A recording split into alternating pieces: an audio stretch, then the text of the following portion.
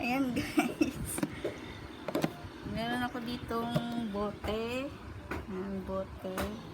Tapos meron akong isang boteng suka. Kuha tayo ng suka, style kimchi. Ayan, meron akong pipino. Lalagay natin yung lahat. Tapos meron akong asukal. Tapos meron akong bawang sibuyas. Ayan, nilagyan natin siya. Tapos meron na tayong paminta.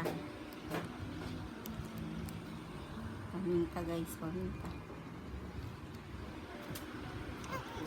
Like this. Para hindi masira, lalagay niyo siya ng suka.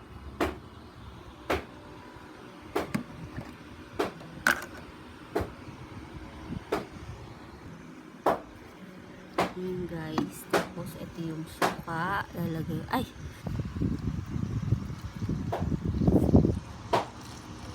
Ayan. Kukuha na lang kayo pag kailangan nyo.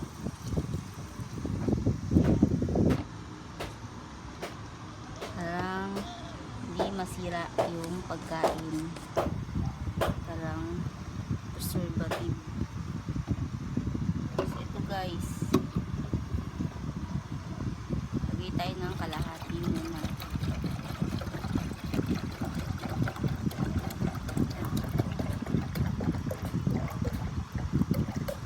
Tapos ihiwain natin yung mga pipino at saka sibuyas.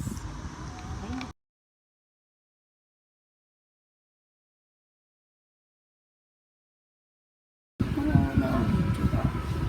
Yan, pinagsama-sama ko na guys yung pipino, sili, bawang, sibuyas. Yan, lagyan ng paminta. Tapos asukal. Titikman nyo guys kung okay na yung ano. Sarap to guys, sa linggo lang sa amin to guys kasi ginagamit namin to sa pritong baboy at isda.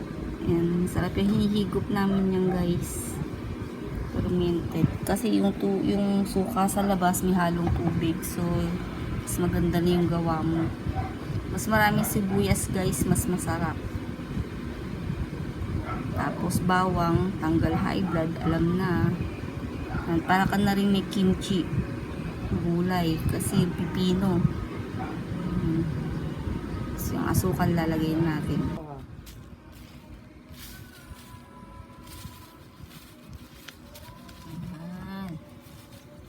Sarap yan guys, sweet and sour yan.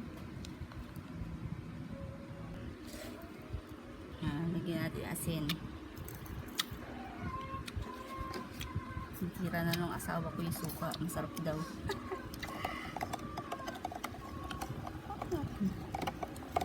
Okay na yung tamis sa akin guys.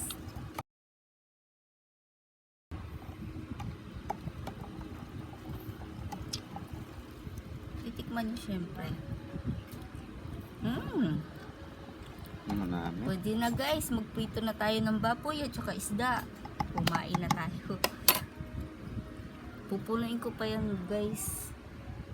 Pinakita ko lang. Mas maganda kung mas puno. Abot yan ng 2 linggo. 1 linggo lang sa amin to guys, hinihigop namin. Don't forget to subscribe my channel guys. Supportahan nyo yung mga video ko, yung mga manok dyan, yung mga construction worker. Tapos yung mga pagkain na ina-upload ko, galing lahat yan sa akin guys. Sayang naman kung hindi ko i-upload. May mga nanonood din, diba? Kino-content ko na lang siya. Preservative. Ayan no.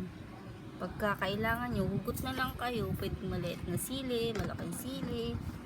Ayan. Dapat to guys, may carrots pa. Mas masarap. Kain na ako. Kain na daw siya.